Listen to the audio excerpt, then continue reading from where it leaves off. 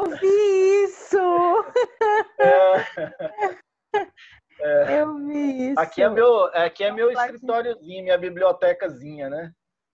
E aí meu computador e tal. E a mulher tá assistindo novela. E lá na sala não tem jeito, né? Aí tem Gravando! Tá gravando. Vamos começar? Vamos. Olá, pessoal. Eu estou aqui com Olá, boa noite.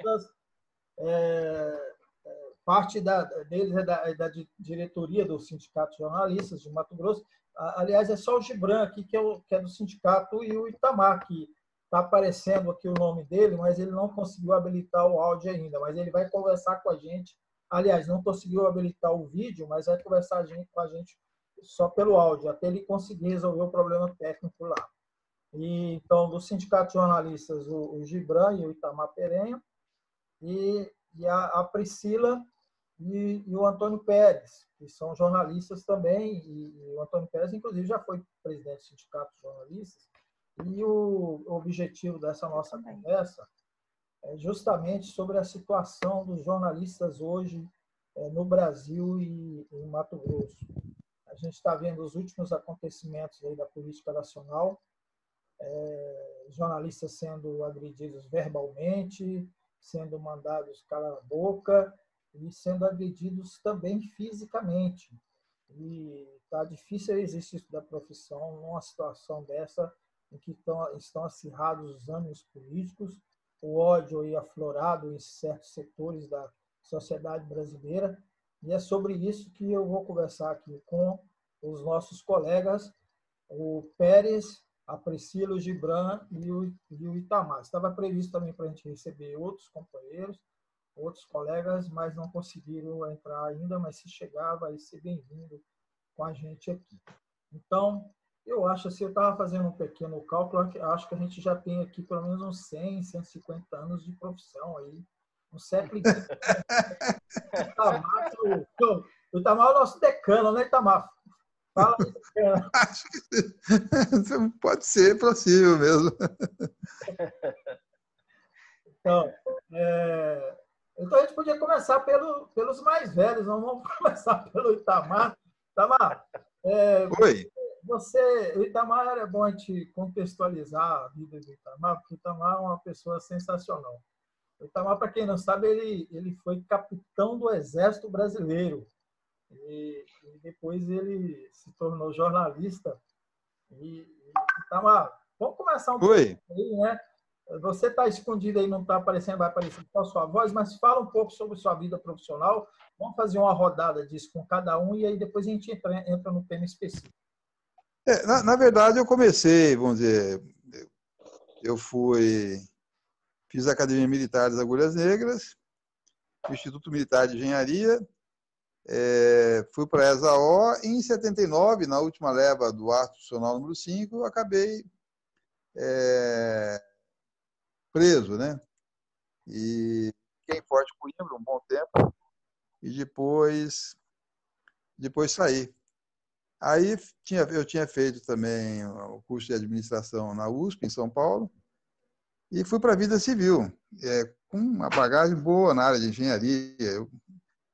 E eu acabei no jornalismo por um acidente de percurso e me apaixonei pela profissão e até hoje foi ela que me permitiu sustentar minha família, criar meus filhos e chegar até aqui, né? Então, me considero bastante feliz por essa oportunidade. Fui também da primeira turma de jornalismo aqui da Universidade Federal de Mato Grosso, mas eu não cheguei a concluir o curso. Na época, eu fui chamado para trabalhar na Bandeirantes em São Paulo e fiquei na Bandeirantes, depois fui para a Editora 3 e voltei para Cuiabá depois para dirigir a TV Cidade Verde, na área de jornalismo. E estou por aqui até hoje. Legal. Pérez, eu estou deduzindo que você é o mais velho depois do... Eu acredito que sim. Eu acho que por idade é Itamar, você, né, João? E depois eu aqui, né? Eu, na verdade, estou completando 38 anos de profissão. Eu comecei no interior do estado de Mato Grosso, em Barra do Garças, né? Eu sou goiano, ali do interior de Goiás, das margens do Rio Araguaia ali, e eu comecei a militar na imprensa ali. Comecei primeiro como ilustrador, né? Depois pestapista, e como eu cometi algumas poesias, umas crônicas e tal, o editor do jornal achou que eu poderia escrever algumas matérias policiais e me colocou para apurar. Eu lembro bem que isso devia ser 81, 82, alguma coisa assim. Houve um crime, né, lá em Barra do Garças e eu fui apurar essa matéria. O resultado é que deu umas 20 laudas a história. E... romance policial. Quase um romance policial. E aí ele foi me ensinar o que era lead invertido, o que era pirâmide, né? Como que a gente reduzia aquilo ali. No final, a matéria coube num cantinho da página ali, com 3 parágrafos, e a história estava toda concentrada ali. Eu não me esqueço disso, né? Porque me marcou muito, né? Foi um dia de grande aprendizado. Eu acho que ali eu perdi a minha virgindade como jornalista. Eu aprendi realmente a ser o que era uma notícia, né, inteira. E depois de Barra do Garças, lá em Barra do Garças mesmo, eu editei 2 jornais. Editei a Voz Popular e depois o Jornal Comunicação.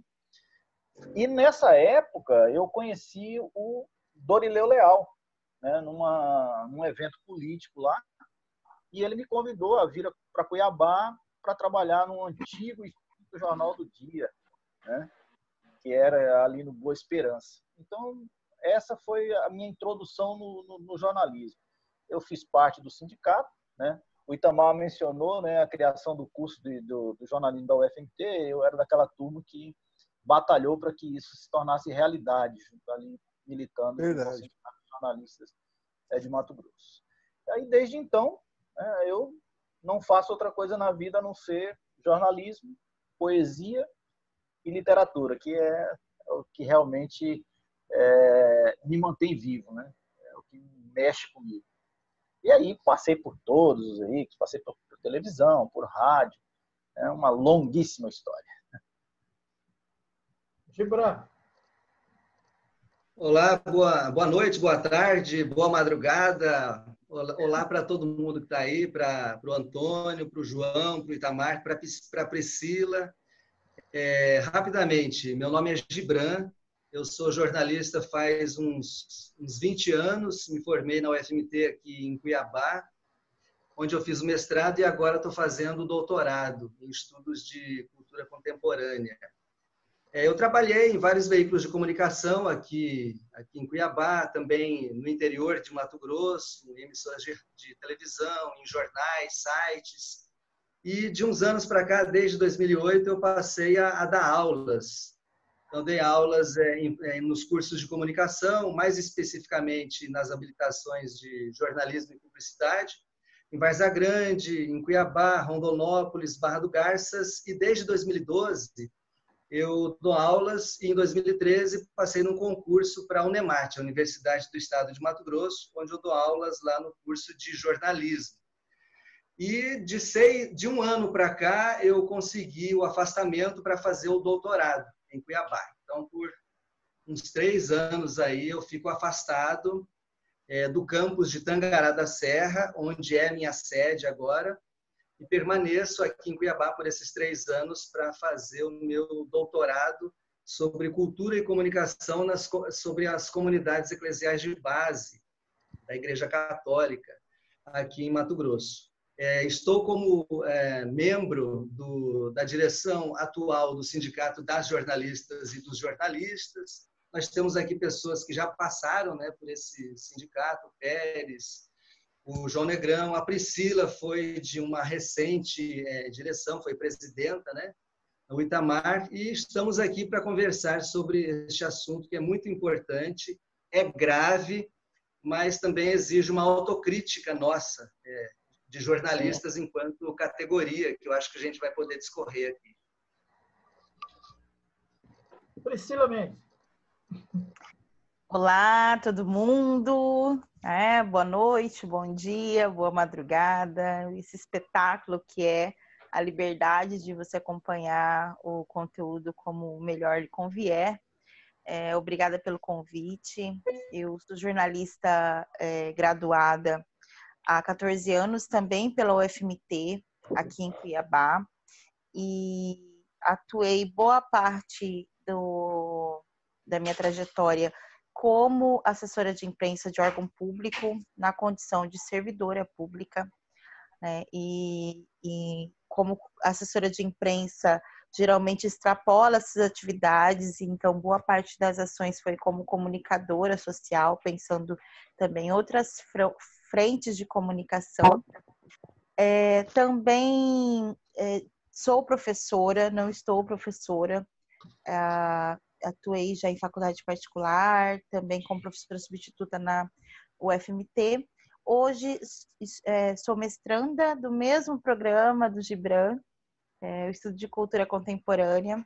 Inclusive, a temática que eu pesquiso, o Gibran é um dos autores da minha bibliografia, das minhas referências bibliográficas, porque nós temos um conteúdo local sobre rap, e eu estou falando das Mulheres do Hip Hop, que é um coletivo feminista aqui em Cuiabá, e aí então nós temos também, existe uma tentativa de valorizar a produção científica local, brasileira, latino-americana, né, com outro viés, e então nós temos a pesquisa também tenho autores locais na minha pesquisa, como referências.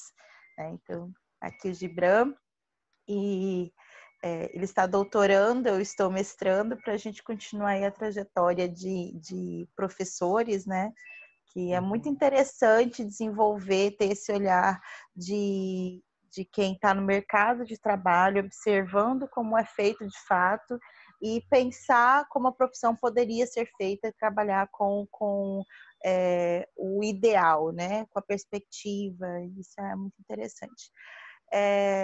Também sou filiado ao Sindijor, sou militante da categoria e estive em algum espaço em diretoria ou de atividade mais direta por 7 anos, de 2011 a 2018, ora como tesoureira, ora como coordenadora de comunicação, alguma coisa assim, e por uma gestão na condição de presidenta, que foi a gestão anterior a essa. Eu estive na anterior a que vocês estão, né?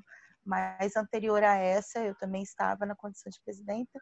Então, a gente pode sim pensar aí, como nós temos representações de vários períodos da atuação de jornalista aqui em Mato Grosso, a gente pode pensar, então, como que é essa nossa trajetória enquanto categoria e como que a sociedade tem construído o discurso de forma que nós somos também um dos alvos para ataque, né? Então, eu penso que a gente tem alguns elementos aí para debater.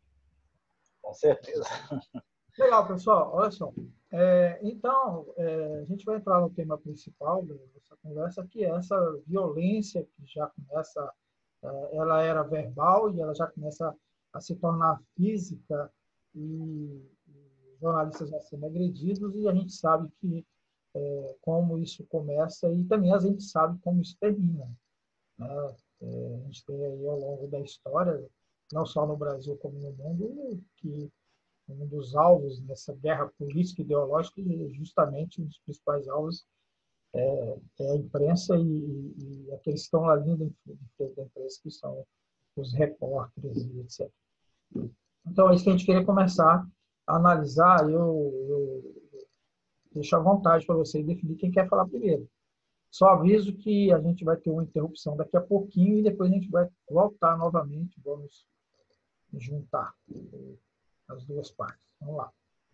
Acho que eu posso começar? Claro, manda bala. Fique à vontade. Tem 7 minutos. Sim, ok.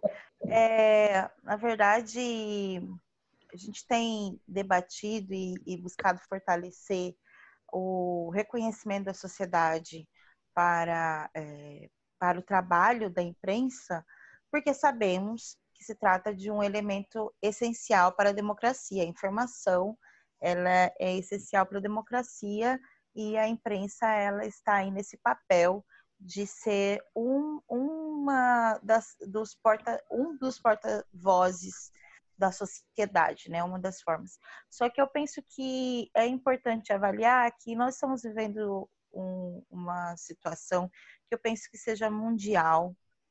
A questão política, ela é mundial, a etapa social que vivemos, ela é mundial, mas especificamente sobre o Brasil, o interesse de deslegitimar a imprensa é justamente na intenção de fortalecer um discurso de que aquilo ali é falso e, portanto, acredite no que eu digo, e o que nós estamos vivendo como pós-verdade, né? Então, tem muito a ver com o momento da humanidade que valoriza outras vozes e que não são vozes que nós podemos reconhecer historicamente. E essa intenção de deslegitimar a imprensa para criar um novo discurso e que ter condições de dar base a esse novo discurso, ele é o mesmo para outras categorias que sempre foram reconhecidas ou deveriam ter sido reconhecidas historicamente, como os professores, os cientistas.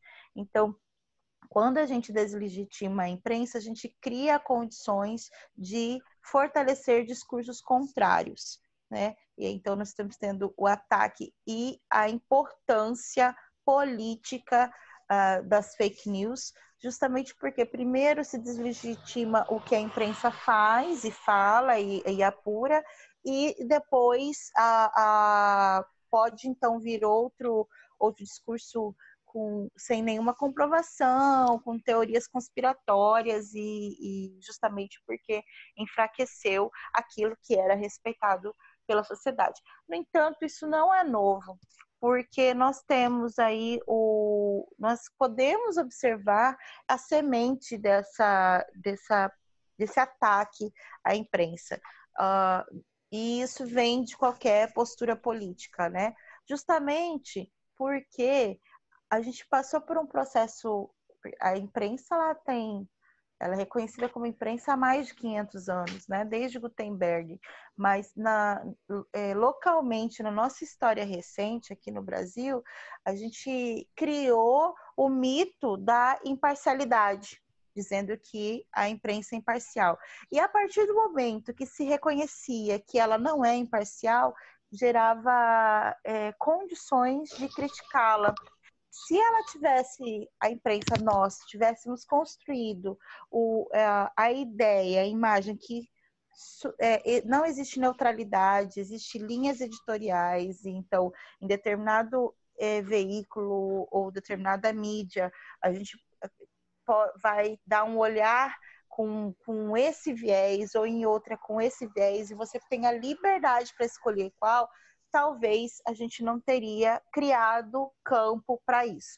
Então, eu penso que somos responsáveis à medida que fortalecemos o mito da imparcialidade e à medida que percebe-se que não é, que determinado veículo tem uma intenção e outro tem outra intenção.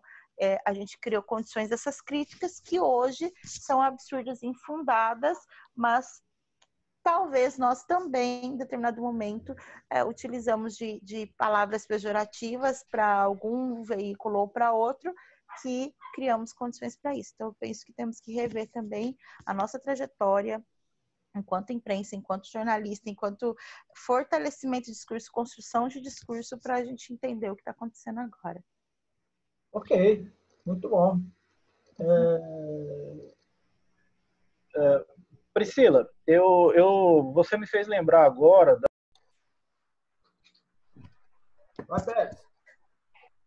Então, como eu estava dizendo, o que a Priscila acabou de dizer aí me lembrou os debates que a gente tinha na faculdade, lá pelo ano de 2003, 2004, quando eu me formei na UFMT.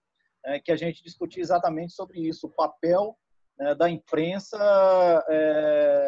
na pós-modernidade. Já se falava muito nessa descaracterização da imprensa como um agente, um porta-voz da sociedade, né? E a partir de vários estudos, eu me lembro bem da gente discutir muito Bourdieu, né? As suas teorias, né?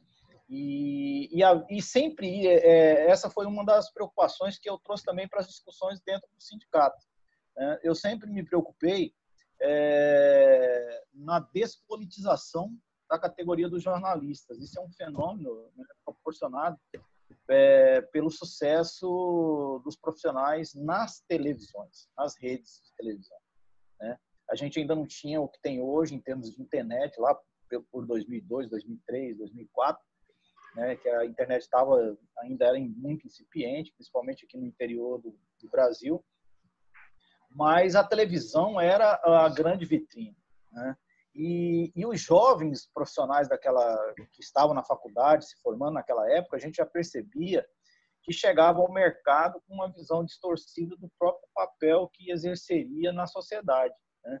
E essa despolitização, esse desconhecimento, né, do jornalista, do indivíduo jornalista, como um agente de uma classe, né, acabou culminando nisso que a gente está vendo aí hoje, né? Hoje, jornalista perdeu a aura de intelectual, né? Perdeu a aura de especialista em múltiplas fontes de saber, né? E foi principalmente deslegitimado no seu discurso, né, de porta-voz da sociedade, né? E isso é um problema que se agravou muito com o advento da internet, a popularização da internet, né, em que a internet, como disse o Humberto Eco, ela deu, né, palanque para qualquer um, né, emitir a sua opinião, falar o que pensa, o que não pensa, o que acha que sabe, né, sobre tudo e qualquer coisa, né? Então, assim, eu penso que hoje a profissão do jornalista está numa encruzilhada, né? Ou nós resgatamos o nosso papel de porta-vozes da sociedade, de profissionais, né, responsáveis pela coleta de informação, pela apuração de informação, por testemunhar as realidades, os fatos, os acontecimentos e reportá-los, né, à sociedade, sem, né, tendo essa consciência de que nós somos uma classe profissional, que nós somos operários, né, da informação. A tendência é de que a nossa profissão desapareça no curtíssimo prazo. Bom, eu acho que essas questões que o Pérez e a Priscila pontuaram são importantes, mas eu queria recolocar aí no foco da nossa conversa, que esse caminho aí da agressão, né? Começou verbal, depois passou física, e que ela se reflete no jornalista, mas ela é uma agressão à liberdade de imprensa, à liberdade do profissional trabalhar e o significado que isso tem no momento político que o Brasil está vivendo. Eu queria que vocês centrassem um pouco mais nesse ponto, que eu acho que é importante, não que os outros pontos não sejam importantes, porque eu acho que, inclusive, cabe até um debate, porque são muito pertinentes essas questões que foram levantadas. Então, João, deixa eu complementar aqui, então, aproveitando essa sua provocação. Eu acredito que as agressões que nós temos recebido, que o jornalista tem recebido, é fruto exatamente desse processo, né, de perda de referência do profissional jornalista como um agente da sociedade, um representante, um porta-voz, um operário da informação, né, que tem feito com que o jornalista passe a ser visto como se fosse a empresa, né, de comunicação, e não um agente da sociedade, né, vinculado a uma empresa. Então, assim, a questão toda passa pelo caminho, né, da consciência do profissional jornalista de que ele pertence a uma classe, que ele tem um papel social a desempenhar e que esse papel e esse fato de ser, né, um operário, né, um trabalhador, né, da comunicação, dá a ele poderes, né, que ele abdicou de exercer. Né? Eu, por exemplo, eu me lembro que há muito pouco tempo atrás, coisa de 15 anos atrás, né, um jornalista era visto de uma outra maneira pelas autoridades e pelas pessoas. Eu fui repórter de televisão, né, e fui repórter de geral em vários veículos nos quais eu trabalhei, e eu andava pela periferia da cidade e andava pelos palácios. Né? E em ambos os ambientes eu era recebido da mesma forma. Né? Eu era recebido com respeito, eu era atendido, eu era ouvido, né? E as pessoas me respeitavam como realmente aquilo que eu era. Eu era um porta-voz da sociedade, eu estava ali representando a sociedade enquanto jornalista. Né? Isso se perdeu. Né? Hoje você vai na periferia, quem é famosinho, né, é tratado como se fosse um artista na periferia. Nos palácios, né, é tratado como se fosse, né, um empregadinho, né, de quem paga a mídia. Né? Então, assim, tudo passa por isso. Essas agressões, essa desvalorização, esse desrespeito, essa violência contra a imprensa é fruto, né, dessa desvalorização da própria categoria do jornalista como classe operária. Né? Esse é o meu pensamento. Talvez a Priscila e o Gibran, que vive mais na academia, que tem estudado mais isso, né, essas correlações, eles possam contribuir com outros elementos. Mas, basicamente, é isso que eu tenho observado. Bom, eu gostaria de falar da minha opinião, se puder. Acho que agora eu consegui entrar no vídeo aqui. Eu não sei nem que manobra que eu fiz, mas deu certo. Que bom, tá. Mas, eu queria fazer uma colocação, primeiro, em relação à violência, certo? A gente enfrentou esse problema. Em Tangará da Serra, nós tivemos uma agressão à equipe de rádio e de TV, né, o Isaías e o Alex. A gente interviu prontamente e o processo está se encaminhando e houve uma atitude bastante rápida do sindicato de ação e eu tive diretamente com o secretário de Segurança Pública e expondo a situação, dizendo que era intolerável qualquer tipo de violência contra profissional. A outra iniciativa, esse processo está em andamento, a gente se propôs a ser amicus curiae ou contribuir com o Ministério Público na acusação. Creio que não será importante, porque o processo já está bem adiantado e provavelmente vai redundar na condenação. Em Cuiabá, a gente tomou uma iniciativa. As penas que são aplicadas, geralmente, nos casos de agressão a jornalistas, elas acabam sendo, se constituindo em cestas básicas. Eu tive com o desembargador presidente do TJ, fiz em alguns processos, a gente conseguiu atuar e não posso falar porque um dos processos está transcorrendo ainda em segredo de justiça, envolve questões, inclusive, de família, mas a pena nós exigimos que, por ser uma agressão, além da pessoa física, com dolo comprovado, o auto de corpo de delito, que essa pena fosse efetivamente cumprida de prestação de serviço à comunidade e a pessoa indo no abrigo dos velhos, lá da casa da mãe Joana, certo? E, durante algum tempo, a gente teve que contratar um pessoal para fazer a gravação de que a pessoa estava chegando. Infelizmente, a categoria talvez tenha entendido. O secretário, prontamente, num outro caso, envolvendo a jornalista Isabel Torres, a Record lá em Rondonópolis, recorreu ao sindicato, porque foi agredida ao fazer uma filmagem. Não, ela foi puxada violentamente pelo tenente Figueiredo da Polícia Militar lá em Rondonópolis. Ela fez uma representação para o sindicato. Eu entrei em contato com o comandante da Polícia Militar, o Joanildo, e exigiam providências imediatas, e o tenente acabou sendo punido e afastado, inclusive, da praça. E teve um outro caso, uma ameaça de morte com o jornalista o Leandro, lá de Guarantã. Houve também uma atuação da polícia, conseguimos fazer interceptação telefônica, chegou a pessoa e era um trote, felizmente. E, em todos os casos, eu tenho uma boa relação com o secretário de Segurança, ele tem agido prontamente, eu não aceito outro tipo de resposta. Com o comandante da Polícia Militar, nós tivemos uma reunião e nós nos deparamos com um conflito que a gente não consegue resolver.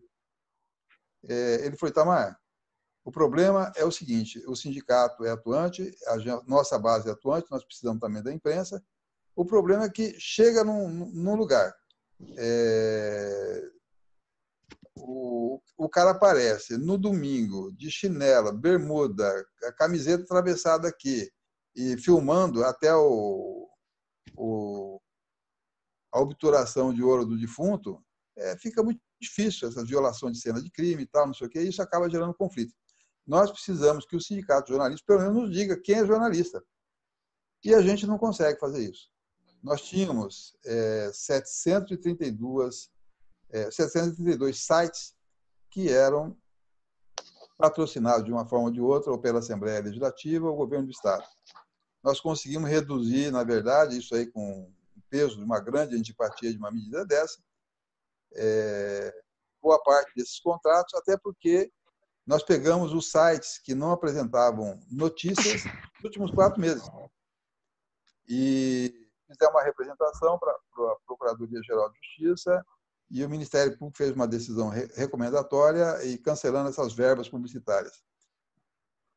Realmente foi algo que deixou o pessoal um tanto quanto...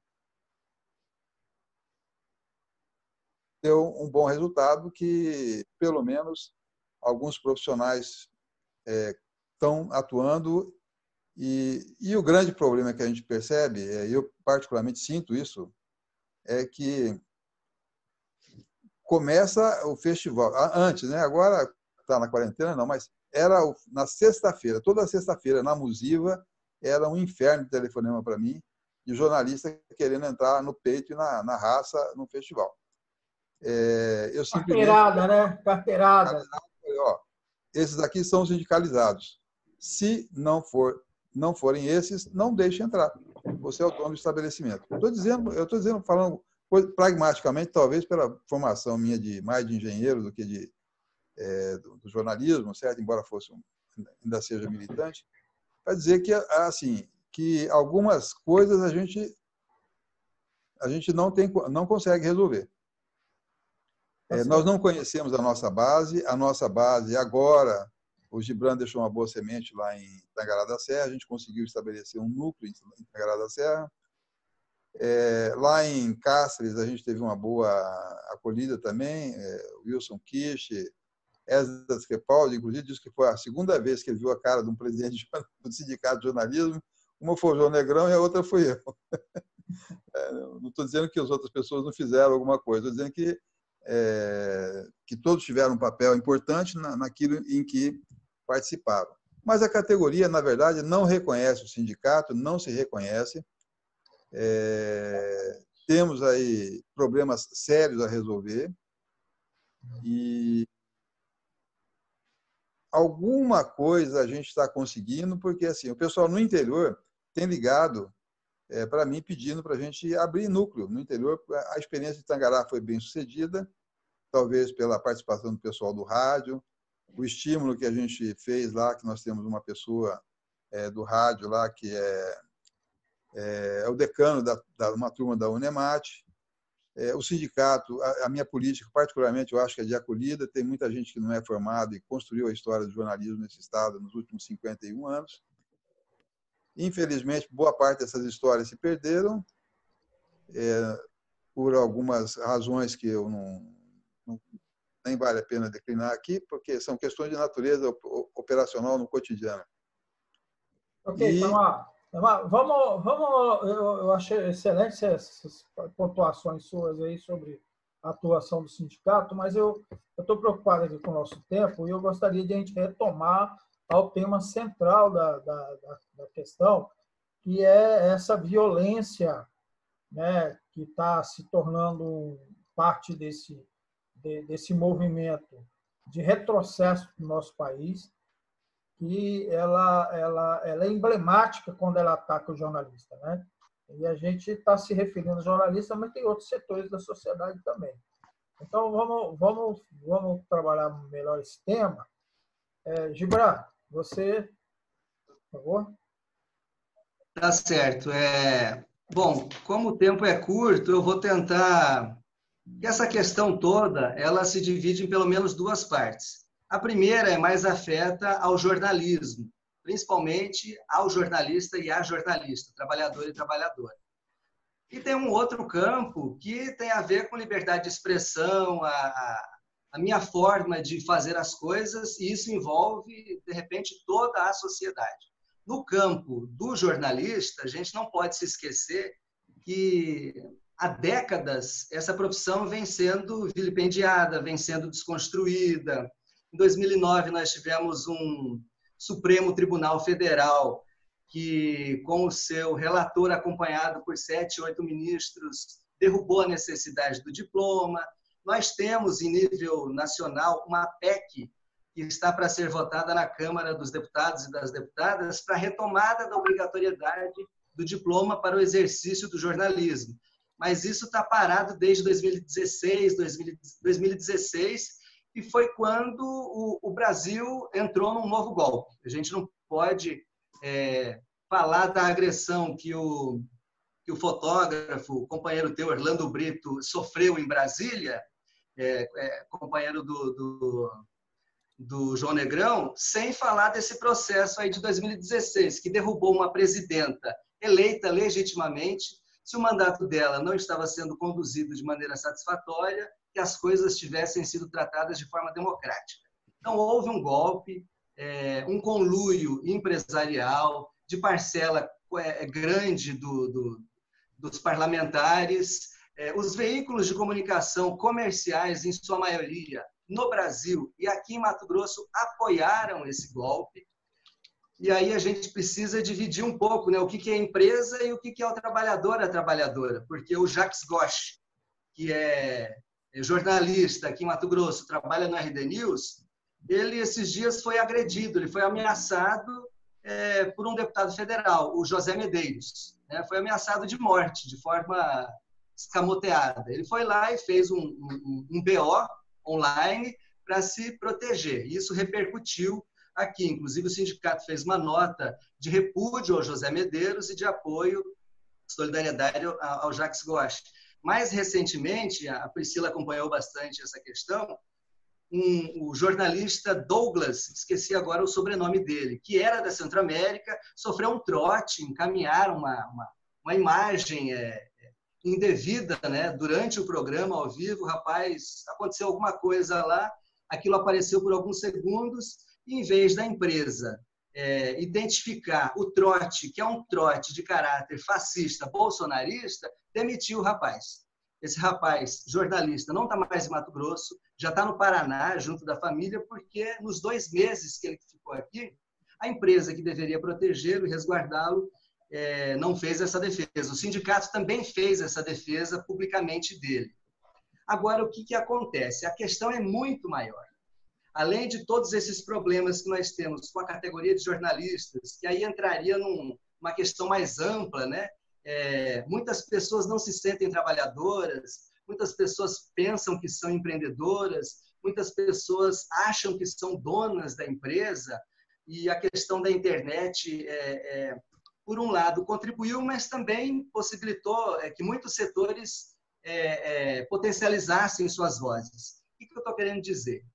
Isso eu discordo, né, um pouco do pensamento do Pérez. A gente não vai recobrar o papel de porta-voz do jornalista, porque a sociedade hoje em dia, em razão do processo histórico, em razão das ferramentas de comunicação, tem muitos porta-vozes, tem milhares, tem milhões de porta-vozes. Então, a gente vai precisar encontrar um espaço que nos dê legitimidade e que nos caracterize a nossa função, o nosso trabalho. De repente, a informação de mais qualidade, mais apurada, com mais reflexão.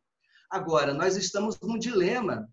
As mesmas empresas que ajudaram a dar o golpe, Folha de São Paulo, Globo, a partir de seus trabalhadores, hoje estão sendo escorraçadas pelo Bolsonaro, que, de certa maneira, foi eleito por essa mentalidade. Então, é uma sinuca de bico. No meu entendimento, nós precisamos de uma grande frente, uma frente ampla, que inclua, inclusive, entidades, setores que apoiaram diretamente ou indiretamente o Bolsonaro, para que nós recobremos o mínimo de sanidade social, sanidade cívica nesse país. E aí significa colocar o Sindicato de Jornalistas nessa frente, significa colocar os partidos de esquerda nessa frente, o PT, o PSOL, o PCB, significa colocar, se o PSDB, se o PDT, se outros partidos quiserem entrar, é importante. A OAB, que apoiou 2 golpes no Brasil, os 2 que existiram mais recentemente, 64 e agora 2016, se sentir que este é o momento de defender realmente a democracia, também seria bem-vinda nessa frente.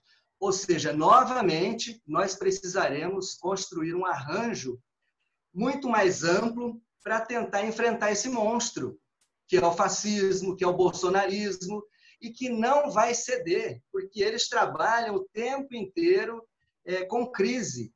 Eles têm uma expertise em trabalhar com crise. E nós, do campo democrático, ou como queiramos nos chamar, não podemos achar que é estranho o que eles estão fazendo, porque é de caso pensado. Então, é necessário uma ação mais dura, mais firme, mais contundente. Isso que os colegas jornalistas têm cobrado. Isso que a Marisa Batalha, que hoje não teve condições de participar dessa live, ela é jornalista há mais de 30 anos aqui em Mato Grosso, ela estava assim, desesperada. Precisamos fazer alguma coisa. Precisamos, mas de maneira articulada, porque se nós agirmos sozinhas, é motivo para ser pego por essa matilha de ensandecidos. Agora, os colegas jornalistas, quem participa de movimentos sociais, das empresas, nós precisamos criar um meio termo aí e estabelecer uma frente ampla para que não aconteça mais como aconteceu esses dias. Como é que é o nome da nossa colega? Roseli Arruda, jornalista, colunista social aqui em Cuiabá, aparecer numa passeata aí defendendo o AI-5. E depois disse que não é o AI-5 da imprensa, da mídia, dos jornalistas. É o AI-5 só para o STF e para o Congresso. Não tem como discernir, né? É ilógico isso. Então, assim, a provocação que eu deixo é a seguinte: nós precisamos ampliar esse tipo de atividade que estamos fazendo hoje, precisamos crescer. Agora, outras pessoas e outros setores, outros segmentos precisam se sentir afetados por isso.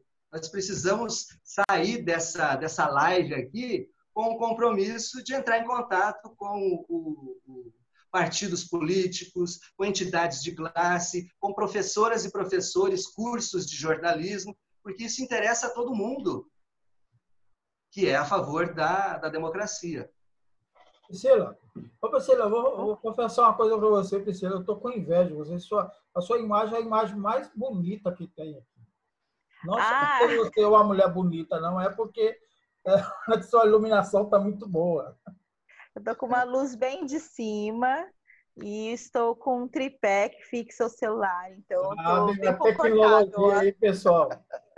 Mãos livres. Estou de mãos livres. Completando a E ainda sentada no sofá, tranquilinha, sem nenhum painel de livro. Tá ok. Completando a rodada, Priscila. Qual a sua opinião sobre essa parte? Por favor. Olha só, pensar violências contra jornalistas a gente tenta refletir também qual que seria a solução, né? Porque a gente não quer que haja mais casos de violência contra jornalistas, né? E assim como a gente não quer que haja casos de violência contra ninguém, né? Então a gente está vivendo um momento histórico de permissividade do ódio, né? Então, o que eu estou querendo dizer é que o jornalista e os ataques à imprensa estão inseridos num caldo de uma série de situações de perda, de inversão de valores, né, como diz respeito das pesquisas científicas, né, um grande número aí de terraplanistas, umas coisas que a gente acreditou em algum momento que a gente já tinha superado. Mas, especificamente, para que não houvesse isso, eu penso que aumenta a nossa responsabilidade no trabalho correto, de boa apuração, de respeito, né? Então, porque ao mesmo tempo em que aumenta o número de fake news, está aumentando também o interesse de fontes confiáveis. Ou seja, as pessoas elas estão percebendo que não, isso não está bacana, não está legal, e aumentou também a importância da credibilidade, que a gente também estava perdendo isso. Então, eu penso que há uma longa trajetória de queda da credibilidade do trabalho do jornalista, e agora nós temos, na verdade, um grande papel de mostrar a importância da imprensa para que se separe, né, o que não é jornalismo do que é jornalismo. Porque esse exemplo que Tamar disse, de mais de 700 sites em Mato Grosso, sem produção de informação, tem a ver com acesso amplo da tecnologia, mas tem a ver também com o fato de que uma parcela disso faz jornalismo e a grande parte não faz. Então, uma das ações é justamente valorizar o trabalho do jornalista. Tem uns elementos que foram falados aqui muito importantes, um deles independentemente se nós deixamos de ser intelectuais, reconhecidos como intelectuais, nós deixamos de ser reconhecidos como intelectuais e não passamos a desenvolver em nós a postura de trabalhador, ou seja, se a gente não é intelectual, se a gente não é celebridade, o que a gente é? Então, que aproveitássemos esse momento para entender que somos trabalhadores, que estamos em determinado veículo, que tem determinada linha editorial, e desenvolver tentar desenvolver esse respeito. E essa trajetória que foi contada, eu estava dando aula, eu estava em sala de aula em 2009, quando deixou de exigir o diploma. Então, a gente percebe, na prática, a produção de jornalismo de boa qualidade e o que a gente não considera jornalismo. E naquele momento que eu estava como professora, teve uma grande evasão do curso, né? Então, existe um processo que permite essa violência, que criou esse caldo de violência que chegou ao jornalismo. Por que eu então teve essa grande evasão e desde 2009 já se passaram 11 anos, a gente não consegue se fortalecer enquanto categoria para valorizar isso, e quem está sendo atacado não é um site desconhecido, são justamente os veículos que são conhecidos por sua abrangência na televisão, pelo uniforme, pelo formato, tamanho da câmera. E qual que é o discurso que está sendo utilizado para isso? O discurso estão captando imagens para dizer mentiras. Então, aqueles que estão agredindo, eles estão usando o discurso que aquele trabalho que é profissional, que é de um trabalhador, ele não é feito corretamente. Então, é um discurso prévio ao jornalista. E o jornalista, ele não está sendo a única categoria atacada. Se você pensar que categorias que a gente imaginava que eram irretocáveis, como a categoria dos professores ou a categoria dos cientistas, estão passando pelo mesmo processo de deslegitimação. Isso que você está falando é mentira. A verdade é o que me contou a Carochinha. Então, o que eu penso é que a gente tem que observar, nós temos atuação direta enquanto trabalhador para fortalecer a credibilidade da imprensa, mas nós estamos inseridos num caldo de discurso de ódio que nós não somos os únicos que somos vítimas desse processo. Então, existe todo um processo de enfraquecimento da nossa imagem e agora de forma mais contundente. Só que eu gostaria de destacar também que esse uso desse discurso, ele não é exclusivo do bolsonarista, né? Então, eu, enquanto estava diretora do Sindijó, houve um manifesto da frente da TV Centro-América, aqui em Cuiabá, afiliada da Globo.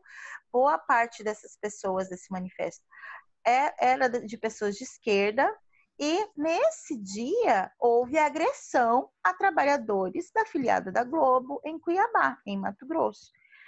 E eu me lembro muito bem que eu estava na diretoria e naquele momento eles estavam dizendo que eu estava nesse grupo de pessoas que estavam agredindo os trabalhadores da Globo.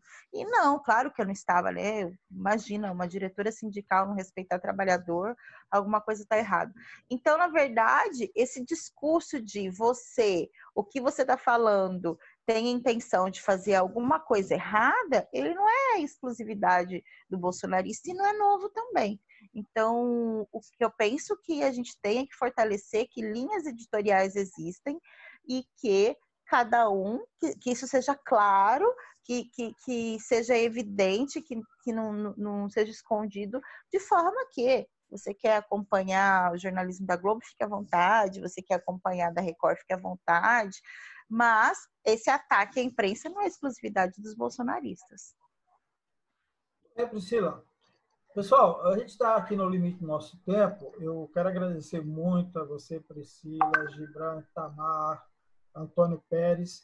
Eu percebi aqui, principalmente nas falas do Itamar e do Pérez, que nós temos, e também da Priscila, que nós temos alguns temas que estão aí sendo necessário a gente debater mais, discutir mais, né? Porque são angústias que a nossa categoria sofre. Então, eu quero fazer um convite para vocês, se vocês toparem, que eu acho que era legal, a gente podia fazer um bate-papo semanal. O que vocês acham? Chamando outras pessoas, outros colegas, para a gente agregar nesses temas aí. O Itamar levantou uma coisa que eu achei muito boa, apesar de que eu insisti em voltar no tema para a gente não perder o foco, mas como eu fui também secretário-geral do Sindicato de Jornalistas, na minha gestão, a gente buscou fazer uma interiorização do sindicato.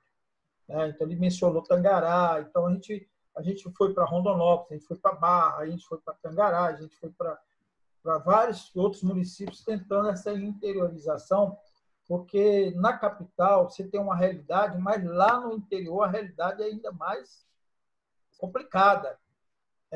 E aí o papel que o Antônio Pérez levanta do jornalista como a referência dentro da sociedade, que ela se perde também, e por que isso se perde, né?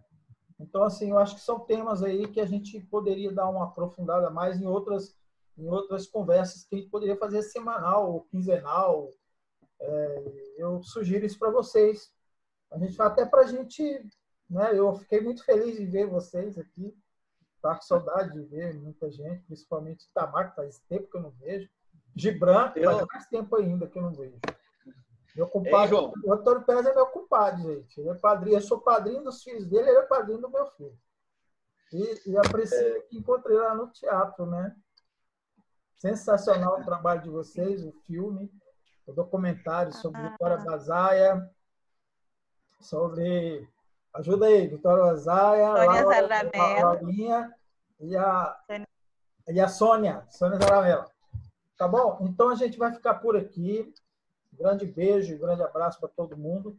E fica essa sugestão da gente se falar semanalmente, chamando outras pessoas que eu acho que poderiam estar aqui. Esse aplicativo aqui é interessante, que cabe aqui muita gente. A gente pode chamar aí mais pessoas para conversar. Um abraço, a gente encerra por aqui e a gente volta a qualquer momento com este ou outros assuntos.